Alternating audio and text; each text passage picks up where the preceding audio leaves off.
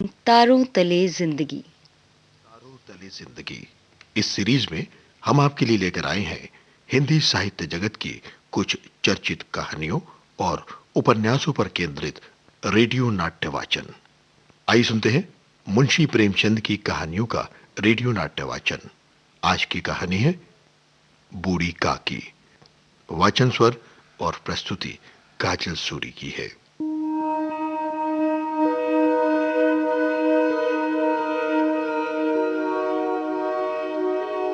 जबान के स्वाद के अलावा कोई और इच्छा नहीं थी। उनके पतिदेव को गुजरे बहुत वक्त हो चुका था। बेटे बड़े होकर चल बसे थे। अब एक भतीजे के अलावा और कोई ना था। उसी भतीजे के नाम उन्होंने अपनी सारी जायदाद लिख दी। भतीजे ने सारी जायदाद लिखाते वक्त खूब लंबे चौड़े वादे किए, लेकिन ये सब वादे केवल सब्ज बाग थे। हालांकि उस जायदाद की वार्षिक आय 150-200 रुपए से कम न थी। तब भी बूढ़ी काकी को पेट भर भोजन भी बहुत मुश्किल से मिलता था। इसमें उनके भतीजे पंडित बुद्धिराम का अपराध था या उनकी अर्धांगिनी श्रीमती रूपा का, इसका फैसला करना आसान नहीं। बुद्धिराम स्वभाव के सज्जन थे, लेकिन उसी समय तक जबकि उनके कोष पर आंच न आए।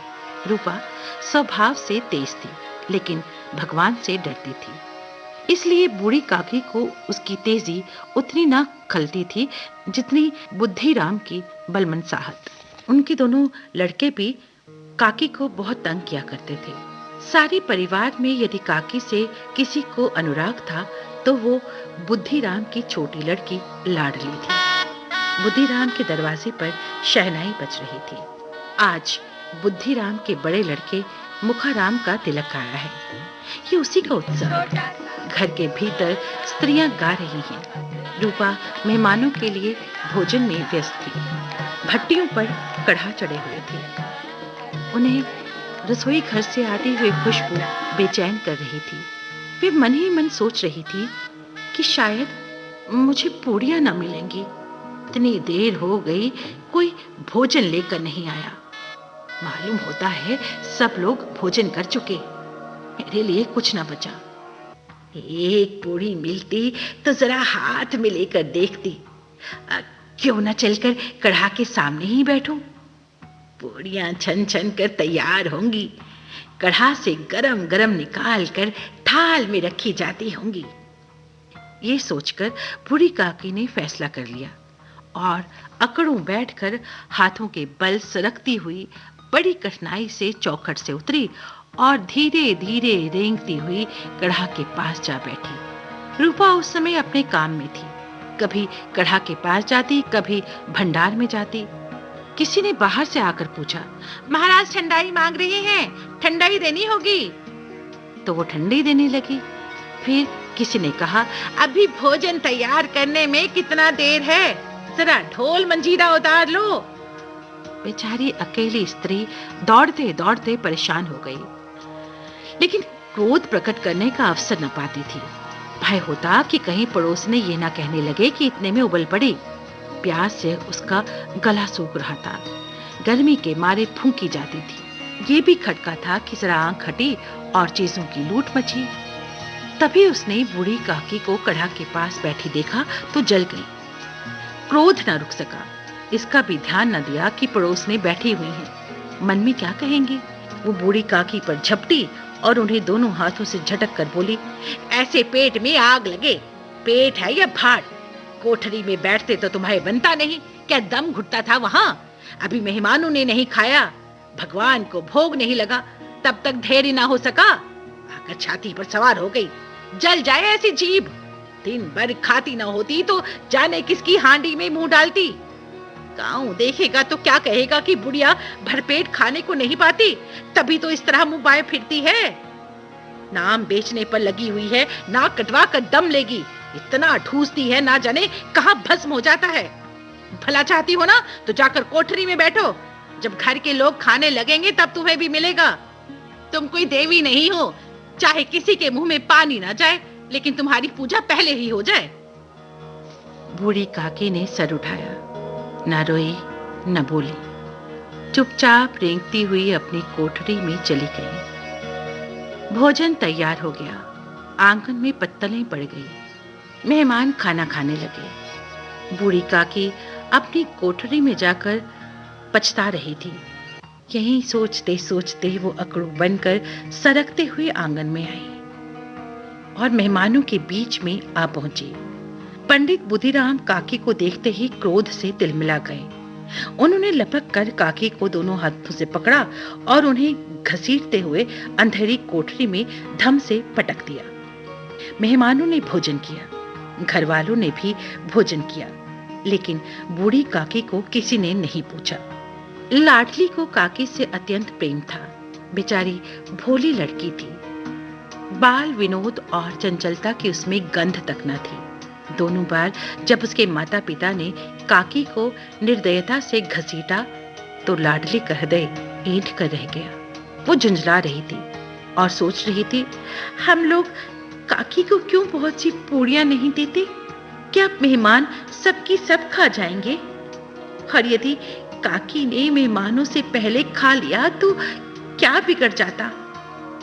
वो काकी के पास जाकर उन्हें धैर्य देना चाहती थी, लेकिन माता के भय से ना जा पाती। उसने अपने हिस्से की पूड़ियां बिल्कुल न खाई थी। अपनी गुड़िया की पिटारी में बंद कर रखी थी। उन पूड़ियों को काकी के पास ले जाना चाहती थी। उसका हृदय अधीर हो रहा था। बूढ़ी काकी मेरी बात सुनते ही उठ बैठेंगी। पूड़ियां देखकर कितनी खुश होंगी। मुझे खूब प्यार करेंगी मेरी काकी। काकी चुपचाप लेट गई। तभी कानों में आवाज आई, काकी उठो, मैं पूड़ियां लाई हूं। काकी ने लाडली की बोली पहचानी। एकदम उठ बैठी। दोनों हाथों से लाडली को टटोला और उसे गोद में बिठा लिया। लाडली ने पूड़ियां निकाल कर दी। काकी ने पूछा, क्या तुम्हारी अम्मा ने दी हैं? लाडली ने कहा, नहीं, ये मेरे हिस्से की हैं। काकी पूड़ियों पर टूट पड़ी। 5 मिनट में ही पिटारी खाली हो गई। लाडली ने पूछा, काकी पेट भर गया? काकी ने बोला, नहीं बेटी, जाकर अम्मा से और मांग कर लाओ। लाडली ने कहा, अम्मा सोती हैं, जगाऊंगी तो मारेंगी। तब काकी ने कुछ सोचा तो सहसा वो लाडली से बोली, मेरा हाथ पकड़कर वहां ले चलो जहां मेहमानों ने बैठकर भोजन किया है। लाडली ने काकी का हाथ पकड़ा और उसे जाकर जूठे पत्तलों के पास बिठा दिया। बुढ़िया पत्तलों से पूड़ियों के टुकड़े चुन चुन कर खाने लगी। ठीक उसी समय रूपा की आंख खुली। उसने देखा कि लाडली उसके पास नहीं है। उसने इधर उधर देखा। वो उठी और चारपाई के इधर उधर ताकने लगी कि कहीं नीचे तो नहीं गिर पड़ी। उसे वहां ना पाकर वो उठी और देखती है कि लाडली जूठे पत्तलों के पास चुपचाप खड़ी है और बूढ़ी काकी पत्तलों पर से पूड़ियों के टुकड़े उठा उठाकर खा रही है। रूपा का हृदय सन्न रह गया। उसे बहुत दुख हुआ। पूड़ियों के कुछ ग्रासों के लिए उसकी चचेरी सास ऐसा काम कर रही है। ये वह दृश्य था जिसे देखकर देखने वालों के हृदय कांप उठते हैं। उसे ऐसे लगने लगा जैसे जमीन रुक गई है, आसमान चक्कर खा रहा है। करुणा और भय से उसकी आंखें भर गई। उसने सच्चे हृदय से गगन की तरफ हाथ उठाकर कहा, परमात्मा, मेरे बच्चों पर दया करो। इस अधर्म का दंड मुझे मत दो, मुझे माफ कर दो। वो सोचने लगी, कितनी निर्दयी हूं मैं, जिसकी जायदाद से मुझे 200 रुपया आय हो रही है, उसकी ये दुर्गति और मेरी वजह से। हे भगवान, मुझसे बहुत भारी चूक हुई है, मुझे माफ कर दो। आज मेरे बेटे का तिलक था, सभी ने खाना खाया। अपने नाम के लिए मैंने बहुत से रुपए खर्च कर दिए, लेकिन जिसकी बदौलत हजारों रुपए खाए, उसे इस उत्सव में भी भरपेट भोजन न दे सकी, केवल इसी कारण कि वो वृद्धा और असहाय है। मुझे माफ कर दो भगवान, मुझे माफ कर दो। रूपा ने दिया जलाया और भंडार का दरवाजा खोला और एक थाली में संपूर्ण सामग्रियां सजाकर बूढ़ी काकी की तरफ चली। आधी रात जा चुकी थी। भोले भाले बच्चों की तरह जो मिठाइयां पाकर मार और तिरस्कार सब भूल जाता है, बूढ़ी काकी वैसे ही सब भुलाकर बैठी हुई खाना खाने लगी। अभी आप सुन रहे थे मुंशी प्रेमचंद की कहानियों पर आधारित रेडियो नाट्य वाचन। आज की कहानी थी बूढ़ी काकी। वाचन स्वर और प्रस्तुति काजल सूरी की थी।